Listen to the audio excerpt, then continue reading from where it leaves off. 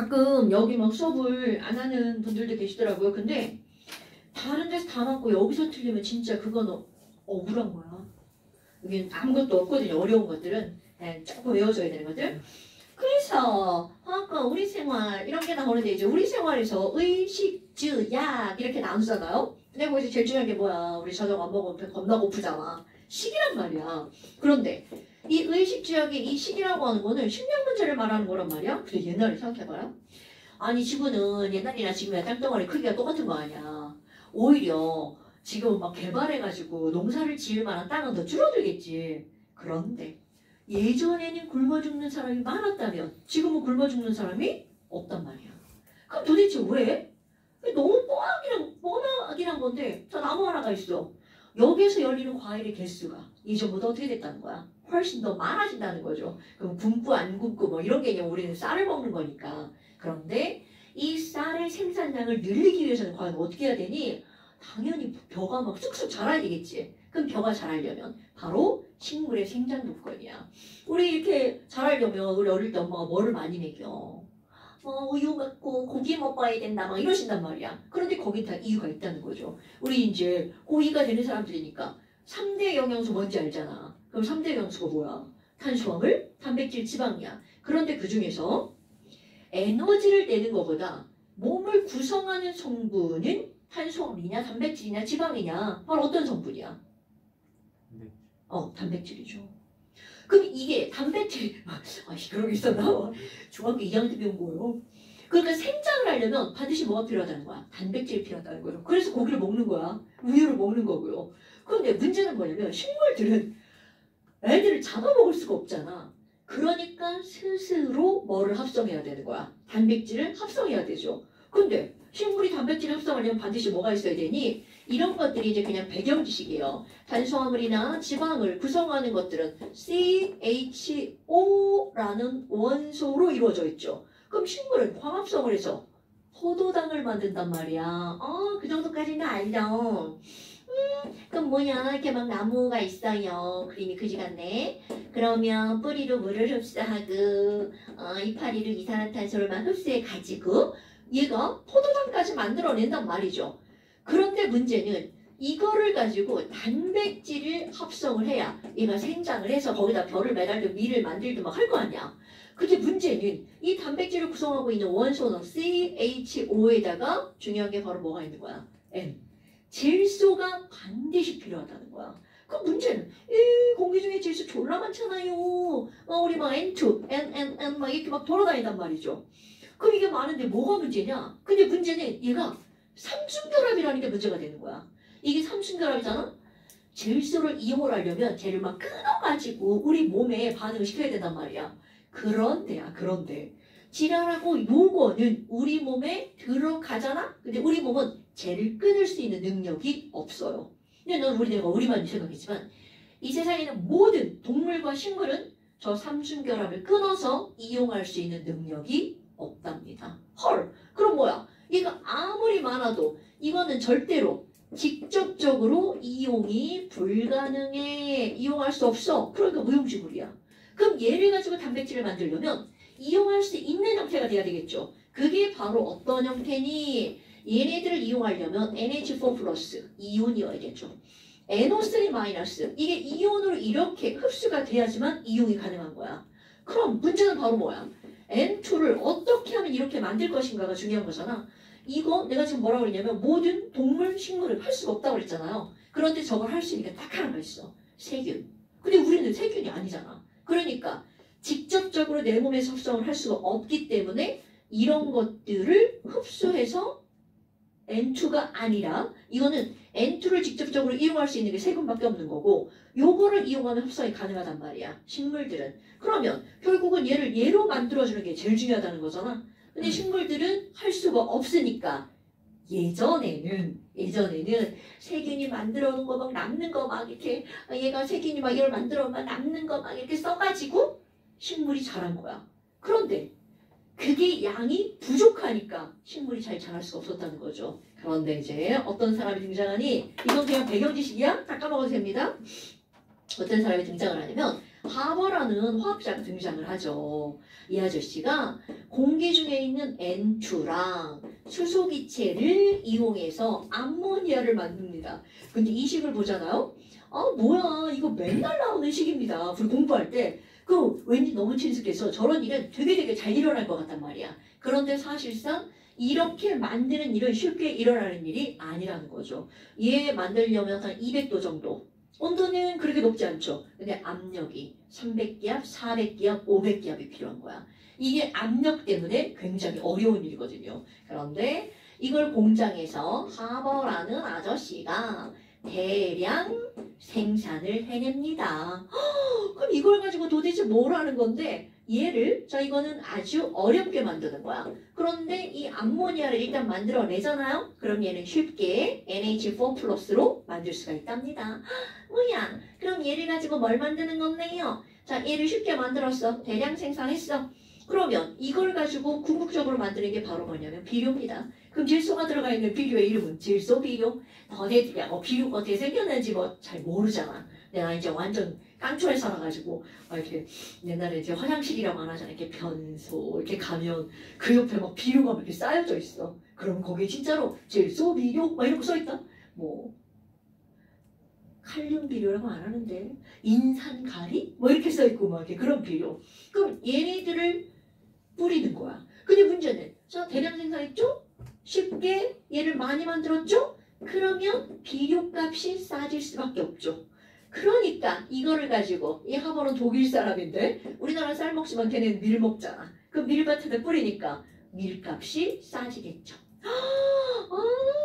그럼 밀값이 싸지니까 궁극적으로 바로 어떤 거니? 얘네들은요. 굶어 죽는 사람이 어떻게 되는 거야? 없어진 거죠.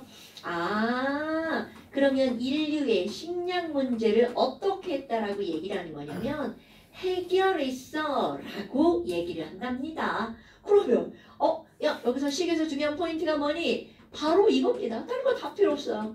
식이 뭐야? 암모니아 대량 합성. 이게 중요한 거야. 그래서 인류의 식량 문제를 해결했대. 누가? 하버가. 그래서 하버를 우리 지칭하는 말. 야 하버는요. N2는 공기 중에 78% 차지하는 거잖아요.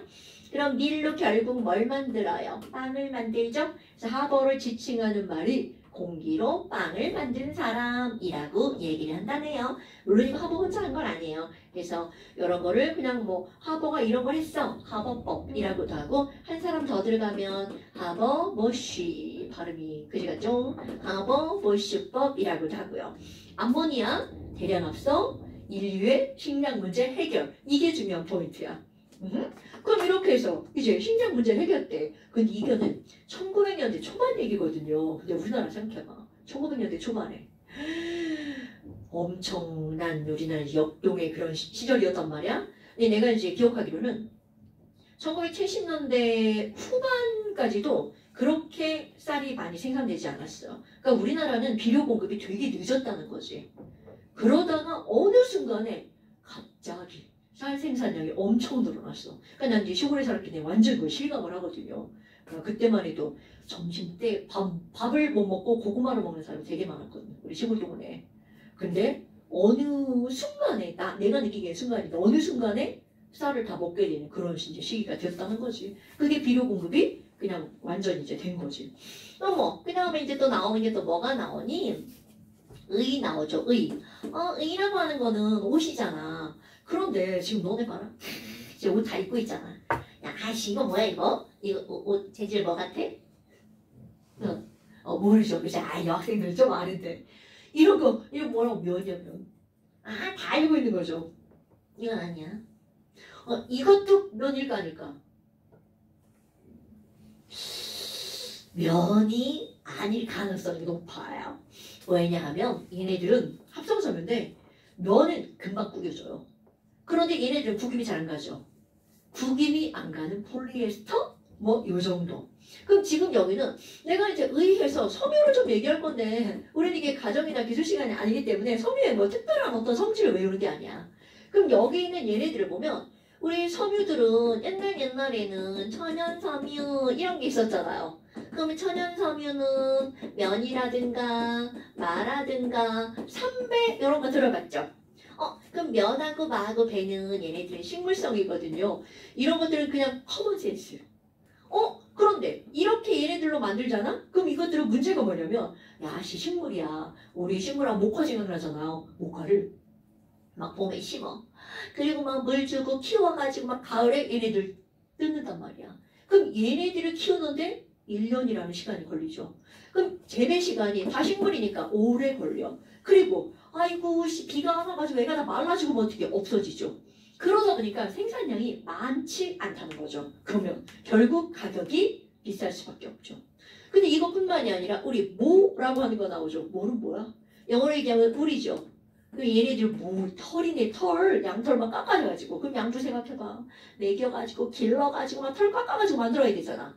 그러니까 결국 이런 것들 또 견은 실크라고 하죠. 비단. 그러니까 얘네들은 전부 다 천연섬유는 그만큼 가격이 비쌀 수밖에 없다라는 거죠. 그럼 옛날 생각해봐. 야, 이 양반들은 자기들 뭐 돈 가지고 막 이렇게 길러가지고 막 이렇게 막 다 입었잖아. 그런데 양반이 아닌 눈이나 밭이 없는 사람들은 저거를 제대로 입을 수가 없었죠. 그러니까 결국은 이런 천연섬유들은 장점도 있지만 비싸다는 최대 단점이 있다라는 거죠. 그럼 좋은 장점이 뭐야? 면 같은 거, 땀없어 짱 좋아. 뭐 이런 것들이지. 그러니까 속옷은 다 면으로 입는단 말이죠. 그런데 합성섬유가 나오죠. 그럼 합성섬유는 뭘로 만드는 거니? 이거 꼭 기억하셔야 됩니다. 별것도 아닌 거. 석유로부터 합성섬유를 만들어냅니다. 그러다 보니까 어떤 일이 벌어지냐면 우리 석유는 기름이잖아. 물하고 안 섞이죠. 그럼 이 얘기는 합성섬유는 전부 다 뭐를 안 한다는 게 단점이냐면 땀흡수를 못 한다는 게 단점이죠. 거기다가 정전기가 어때요? 엄청 발생하죠. 수분 흡수성이 떨어지니까. 그런데 이런 것들은요. 석유로부터 대량 합성하기 때문에 가격적인 측면에서 짱이죠. 내가 볼 땐 이거는 폴리에스터라고 하는 건데 이도 마찬가지일 거예요. 이거 보면 폴리에스터 뭐 한 60%가 이렇게 되지 않을까 싶어요. 그러면 지금 여기서 이런 것들을 간단한 성질과 함께 뭘 알아야 되니? 그럼 최초의 합성섬유가 뭐야? 이런 것들을 우리가 좀 알아야 된다는 거죠. 예전에 캐로더스라는 화학자가 뭔가 다른 실험을 했어요. 전혀 뭐 섬유를 만들 생각이 없었어요. 뭔가 실험을 하다가 용액에다가 또 다른 용액을 그냥 실수로 엎어버린 거야. 그럼 우리 표현 뭐야? 실수하면 뭐라 그래? 니네 표현으로 아이씨 좆됐다 막 그러잖아. 근데 그거를 야 진짜 이리밖에 이걸 어떻게 하냐 이거 좆됐다 이렇게 하는 거지. 그러다가 이렇게 딱 잡아당겼는데 뭐가 쭉 딸려 올라오는 거야. 뭐야 이거? 그리고 이렇게 잡아당겼는데 계속 딸려 올라와. 우리 뭐 딸려 올라오면 습관적으로 이렇게 하잖아요. 이렇게 감았는데 다시 풀었는데 완전히 그대로 풀리는 거야. 거기다가 굉장히 질겼다는 거죠. 이게 바로 최초의 합성섬유야. 이런 걸 알고 있어야 된다는 거죠. 야, 그게 바로 뭐니? 어디서 많이 들어본 나일론. 요것만 기억하는 거야. 야, 나일론은 뭐야? 그거 최초의 합성섬유야. 실수로 나왔대. 그런데 얘네들은요. 특징 간단하게 엄청나게 질기다가 특징입니다. 그럼 너희 질기니까 우리 그 요즘에 많은 거 우리 집에는 없지만 뭐 낚싯줄 있잖아요. 그런 걸 나일론으로 만들죠. 그 다음에 또 뭐가 나오냐면 그물? 얼마 전에 지금 축구 하잖아. 그 뭐 축구 골 때 막 뒤에 이제 그물 있죠. 그 그물을 나일론으로 만든다는 거죠. 그물이나 밧줄. 그리고 뭐 우리 옷으로 본다면 나일론은 되게 많이 쓰여요. 아마 이것은 나일론 같지 않고 우레탄 같기도 하다. 한번 확인해 볼까? 얘가 나일론일 것 같은 느낌인데. 자, 안감.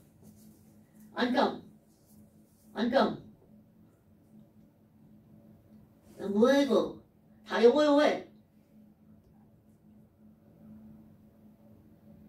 폴리에스터 100%. 어이씨, 얘 다 폴리에스터야. 아이씨. 확인해야 돼 이거. 얘 잘랐어. 보셨거든요. 다 잘라버렸죠. 확인해봐. 아까 뭐야? 이거 비싼 거잖아. 그거 뭐라고 써있어? 나일론 없죠? 나일론. 그래, 나일론 100%. 이게 나일론 100%네요. 안감. 그러니까 보통은 나일론은 안감으로 써요. 그리고 바깥쪽에 있는 게 폴리에스터야. 그럼 이렇게 합성성을 만들잖아? 그래서 나온 게 그 다음에 폴리에스터가 나옵니다. 근데 이 폴리에스터는 최초의 합성성 이런 건 없고요. 특징. 얘는 엄청나게 많이 써요. 이거는 아주 널리 이용이 되는데 그 이유는 바로 뭐니? 이 정도 간단한 성질을 알아야 되는 거야? 이거는요. 구겨지지 않아요. 폴리에스터는. 그러니까 지금 폴리에스터 엄청 나오죠. 안 구겨지니까 폴리에스터를 그렇게 입는다는 거죠. 근데 이제 나일론은 내가 저기 쉽게 보여주려고 했더니 안 나와가지고 여자도 이렇게 양말 말고 여기 얇게 이제 신는 거 있잖아요. 스타킹. 그게 나일론이야. 근데 걔는 절대로 질겨서 만드는 게 아니야. 나일론은 길게 뽑았어. 그래서 엄청나게 얇게 만들 수가 있기 때문에 그걸 가지고 스타킹을 만드는 거야. 애들이 자꾸 질긴 걸 즐겨서 스타킹을 만드나요? 뭐 이러는데 절대로 스타킹을 즐기지 않습니다. 우리 스타킹이 즐기다 한 줄은 안 즐기지. 이게 그걸 다 이렇게 해놓으면 뭐라 그래? 양말 한쪽, 스타킹 한쪽이 엄청 즐기죠. 그래서 그거 가지고 이렇게 꼬아가지고 만드는 사람들도 있어. 이게 올라가는 거. 하면 다 필요 없어. 그럼 지금 여기서 나일론은 질기다, 폴리에스터는 구김이 없다. 요 정도는 기억하고 있어야 돼. 그 다음에 이제 또 하나 나온 게 뭐가 나오냐면 폴리아크릴이라고 하는 게 나와요. 이 폴리아크릴은 너네 아크릴이라는 단어 되게 많이 들어봤죠? 아크릴 사용 어디서 들어봤어요? 그치. 그 아크릴판과 폴리아크릴은 뭐 4천 정도 된다고 생각하면 돼. 그럼 여기 있는 이 폴리아크릴 같은 경우는 어떤 특징이 있니? 얘는요. 보온성이 되게 좋답니다. 그럼 보온성이 좋으니까 여기 천연섬유 중에서 보온성이 좋은 게 바로 뭐가 있냐면 털이죠. 그래서 얘네들은요. 뭐를 대신하는 섬유로 쓰이냐면 모를 대신하는 섬유로 쓰인답니다. 지금 거시기 설명하잖아요. 아니 그럼 폴리아크릴은 뭐를 대신한다고 했는데요. 우리 겨울에 이렇게 막 목도리 같은 거 뜨잖아요. 그때 털실로 뜨잖아. 그 털실이 바로 폴리아크릴로 쓰는 게 되게 많습니다. 그래서 왜 그거 떠가지고 왜 그 부엌에 수세미 같은 거 그거를 쓰시는 분 없나요? 집에 수세미 뭐 쓰시나요? 관심 없어요. 이게 뜨개실처럼 이렇게 돼 있는 거 있죠. 그거는 100% 폴리아크릴을 쓰는 거야. 그래서 이제 이건 뭐 따뜻하라고 하는 건 아니고 얘가 굉장히 이렇게 잘 닦아진대. 흠집도 잘 안 나고. 그래서 이제 나도 그걸 쓰지만 여하튼 폴리에틸렌은 털실이구나, 따뜻하구나. 그런데 보온성이 좋다는 거는 내 몸에 있는 열이 밖으로 빠져나가는 걸 막는 거잖아. 그럼 반대로 밖에 있는 열이 내 안으로 들어오는 것도 막을 수가 있다는 얘기지. 그럼 나보다 더 뜨거운 곳에 갔어. 그럼 열이 들어오는 걸 막아야 되잖아. 그럼 나보다 더 뜨거운 곳에서 항상 일을 하시는 분들이 있단 말이야. 소방. 그래서 이 폴리아크릴은 어디에도 일부 사용되냐면 소방복에도 일부 사용이 된다네요. 소방복을 전부 다 폴리아크릴로 만든다는 것이 아니라 그 소방복 안에 제가 들어가면 열이 들어오는 걸 차단할 수 있다는 거죠. 그래서 이제 이런 것들이 합성섬유의 가장 대표적인 겁니다. 우리 아마 중학교 다닐 때 저거 기가 시간에 좀 배웠을걸요? 그런데 지금은 간단한 성질만 알고 있으면 된답니다. 그 다음에 또 뭐가 나오니? 주 나오네요. 주는 주거 생활이잖아? 그럼 우리 주거인데 그 집이잖아요. 집 하면 옛날에 내가 어릴 때 생각해봐. 우리 집에 가면 말이야. 나 어릴 때 우리 집은요. 선생님 뭐 기와집 있잖아. 이렇게 막 으리으리한 그냥 그런 기와집 말고 집에 딱 들어가면 이제 벽이 있죠. 그 나무가 있죠. 그럼 나무와 나무 사이에 이렇게 흙 이렇게 해가지고 거기다 종이 발라가지고 산 정말 전형적인 이제 시골집이란 말이야. 그런데 문제는 예전에는 전부 다 나무로만 지었단 말이야. 그럼 불나면 어떻게 돼? 후룩 다 없어지죠. 근데 그게 좀 발달한 게 나무 사이에 이제 흙으로 메꾸고 막 이런 거란 말이야. 근데 문제는 이게 몇 층 되면 흙으로 집을 지을 수가 없죠. 그러다 보니까 지금 전부 다 이거 뭐야 이거 얘 다 하는 거죠. 얘는 그렇지 시멘트지. 그러니까 이 집을 짓는데 시멘트라고 하는 게 들어가는데요. 아니 근데 이게 무슨 화학이야? 막 이러잖아요. 이 시멘트는요. 바로 어디로부터 얻어내는 거냐면 석회암으로부터 얻어낸답니다. 아 근데 사실 화학에서 이런 거 배우는 거 좀 그래. 그래도 어떻게 뭐 내가 하는 게 아니니까. 엄마 그럼 석회암은 뭔데요? 자 요거는 꼭 알아야 돼. 석회암은 탄산칼슘이다라는 건 알아야 됩니다 여러분.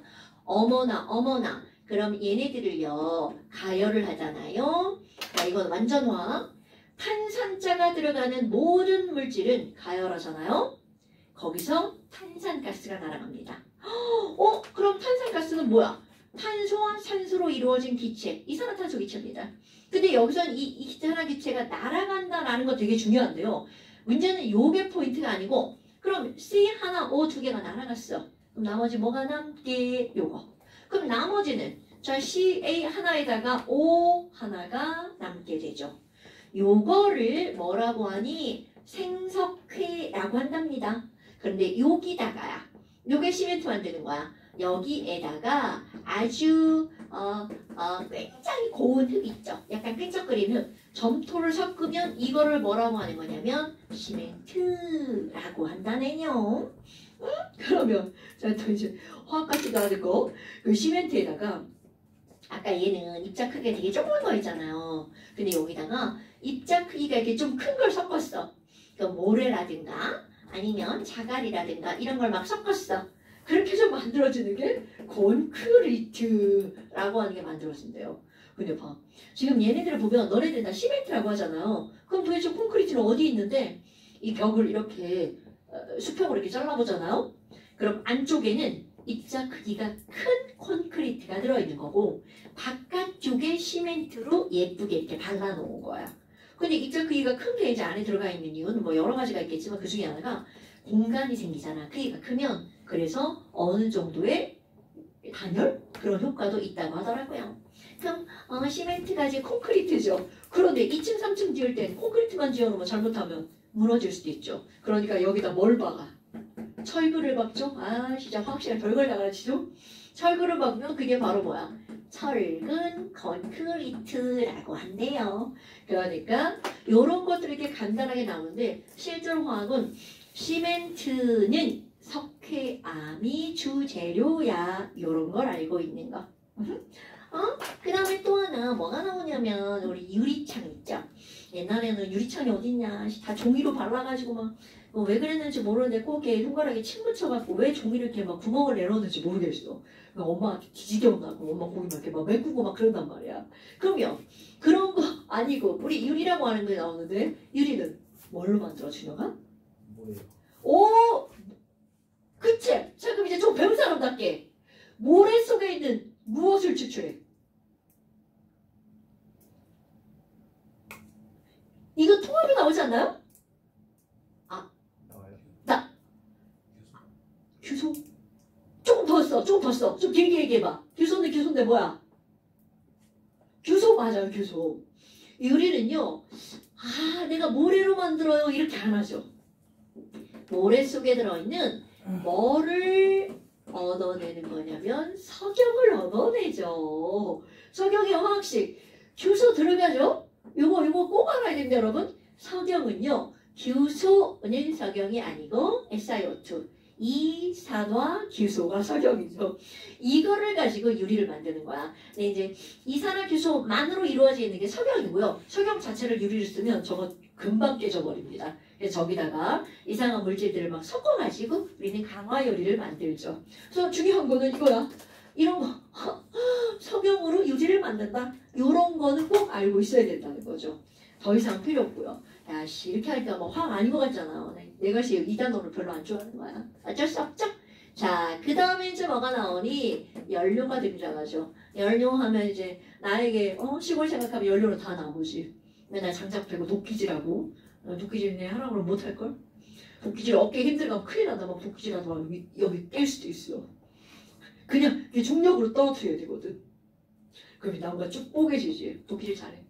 그럼 이제 연료로 옛날 나무를 썼단 말이야. 그런데 그걸 상상할 때 너네들이 지금 아파트에서 나무를 뗀다라고 생각해봐.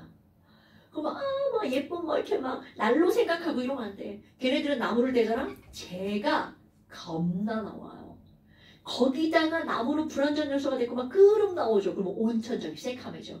그러니까 절대로 나무는 이런 실내에서 쓸 수 있는 그런 연료가 아니란 말이야. 그러다가 나중에 이제 뭐가 나오냐면 석탄 등장하죠. 그게 이제 연탄으로 나온단 말이야. 근데 연탄도 제가 나무니까 되게 불편하지. 그리고 그 다음에 등장한 거. 지금 현재 우리 시골에 쓰는 거 석유. 아, 근데 너네 집에서 석유를 연료로 쓰면 냄새 졸라 날걸요. 소리도 엄청 시끄러워요. 그러면 요즘에는 연료를 뭘로 쓰니? 자, 이건 이제 꼭 기억해야 됩니다. 다 들어봤을걸요? LNG. 준영아, LNG 들어봤자요? 그럼 혹시 LNG는 이게 뭔지 알아요? 잠깐만 들어봤지? 네. 이 LNG는요, 이거 N이 뭐냐면 내추럴입니다. G는요, 가스입니다. 그러면 얘네들은 이름이 무슨 가스라는 거야?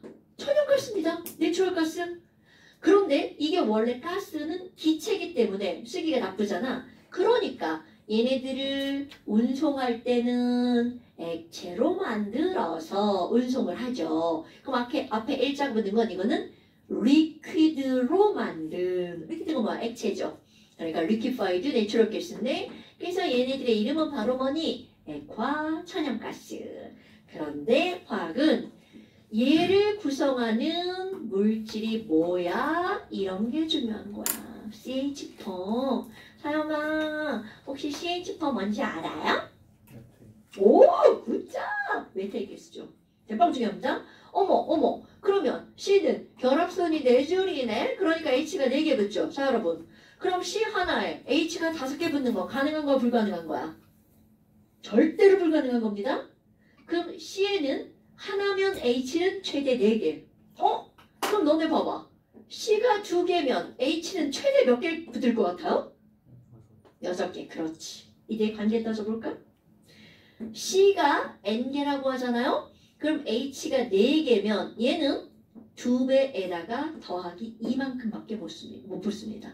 요거는 실제로 직접적으로 묻지는 않지만 머릿속에 기억하고 있어야 돼. 결국 무슨 얘기냐면 탄소 개수에서 거기에 붙을 수 있는 H의 최대 개수는 2N 플러스 2야.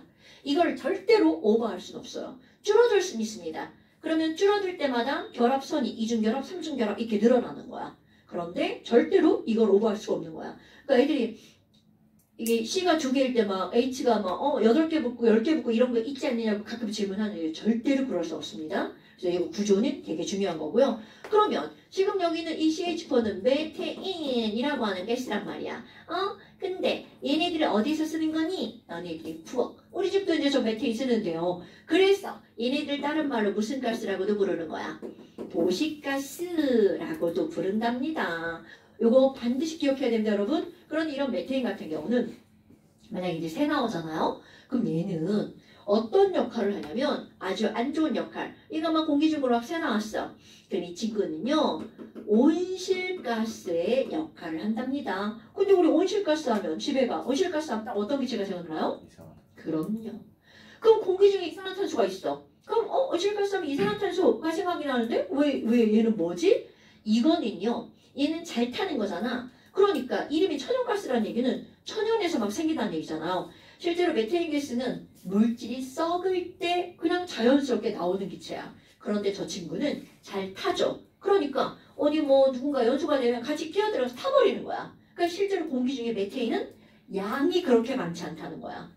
하지만 저게 있으면 온실 효과가 엄청나다는 거죠. 오히려 이산화탄소하고 메테인이 만약에 같은 양이 존재한다고 하면 메테인이 이산화탄소보다 온실 효과에 기여하는 정도가 몇 100배 이상이 크대요. 그러니까 이건 정말 다행인 거지. 대기 중에 없는 게. 근데 이게 어디서 또 나오냐면 물질이 썩을 때 말고 들어갔을걸요? 소, 말. 얘네들이 트림하거나 막 방귀 낄 때 거기서 막 나온다는 거죠. 그래서 환경운동하는 사람 중에 소고기 안 먹는 사람이 있대요. 소고기를 먹으면 소를 많이 키워야 되잖아. 그럼 이제 뭐 온실가스가 배출된다고 안 먹는 사람이 있다고 들었어요. 하지만 맛있음으로 먹어줘야겠죠. 아니 고기를 많이 좋아하진 않는데 맛있지. 자, 뭐 여하튼 이런 것들 LNG는요 메테인이죠. 반드시 기억하셔야 됩니다. 그럼 LNG 말고 또 뭐가 나오냐면 L 무슨 G? 그렇지. 그럼 LPG는 뭐야? 얘만 다르네. 그러니까 액화. 자, P는 무엇에 합치할 것 같아요, 여러분?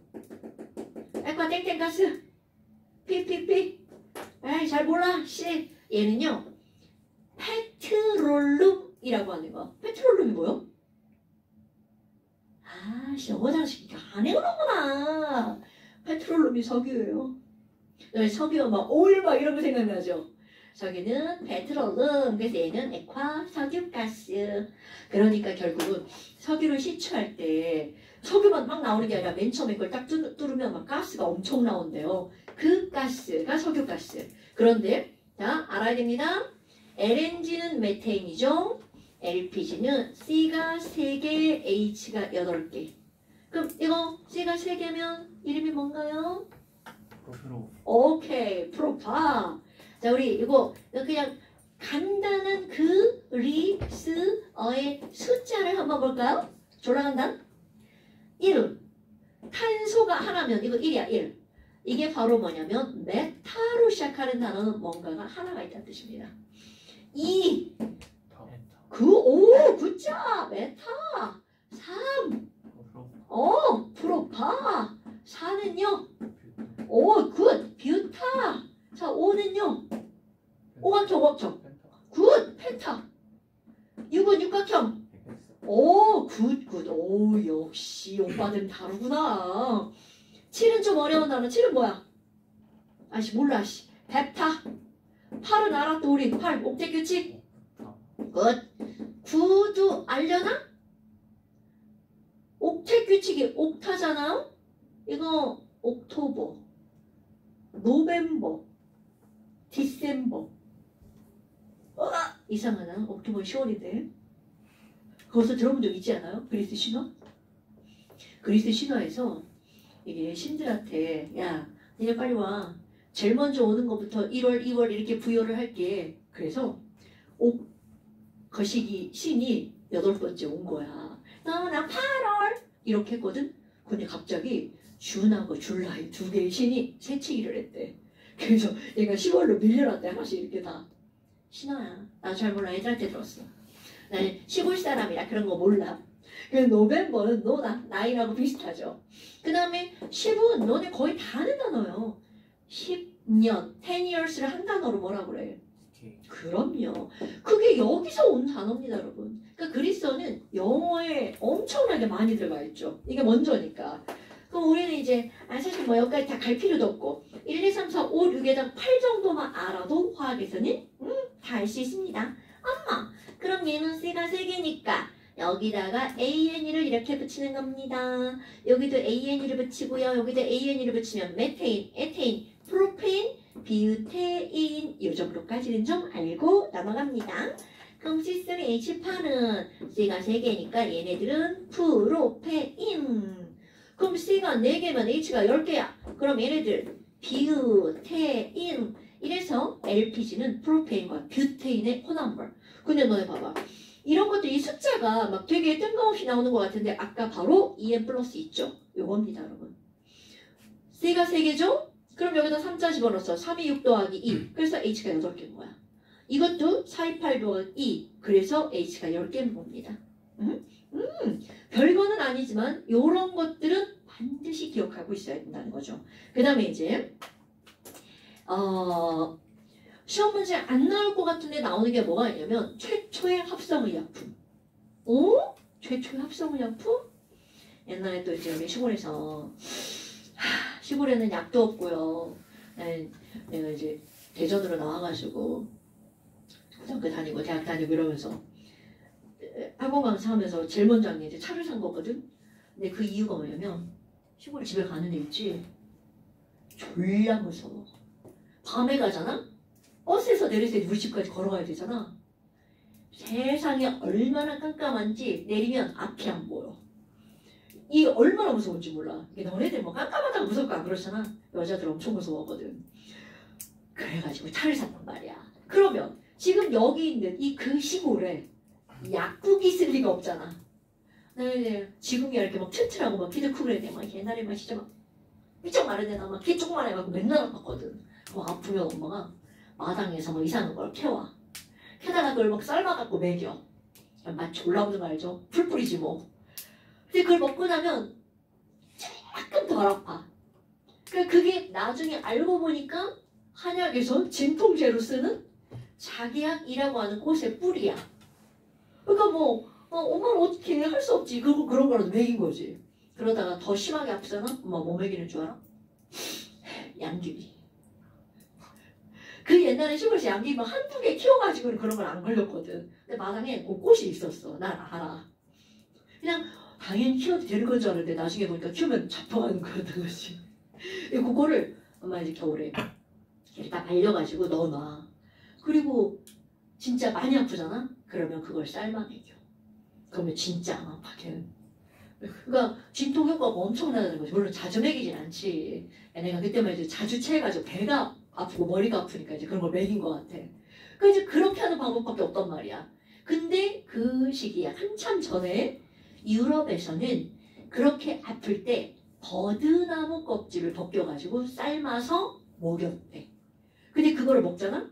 그럼 그 삶은 물을 마실 때 맛있는 건 하나, 식물 삶은 거 맛있는 게 한 개도 없어. 그럼 걔를 먹을 때는 막 우리는 그냥 쓰기만 했는데 걔네들 막 구역질 막 이렇게 난다는 거야. 근데 그걸 참고 마시잖아? 효과 만방. 아픈 게 거의 다 사라진대. 그러니까 화학하는 사람들이 하는 일이 뭐야? 대체 여기에 뭐가 있냐? 그래서 피리아라는 화학자가 버드나무 껍질에서 뭐를 추출했니? 살리실산이라는 물질을 추출한 거야. 이거 알아야 돼? 아, 뭐야? 그러면 버드나무 껍질에서 뭐를 추출했니? 이거 알아야 됩니다, 여러분. 살리실산이라는 물질을 추출합니다. 그러니까 이 살리실산은 원재료명인 거야. 이건 화학 이름입니다. 그런데 이게 구역질이라는 물질이라는 거죠. 얘는 실제로 살리실산은 어떻게 생겼냐면요. 탄소, 이중결합, 탄소, 또 이중, 단일이죠. 이중, 요렇게 생겼어요. 거기다가 여기에 요렇게 이거 몰라도 돼요? COOH 이쪽에 또 이렇게 OH 이렇게 붙어 있어요. 그리고 나머지는 다 이렇게 H가 붙어 있는 이런 물질이에요. 이게 살리실산이야.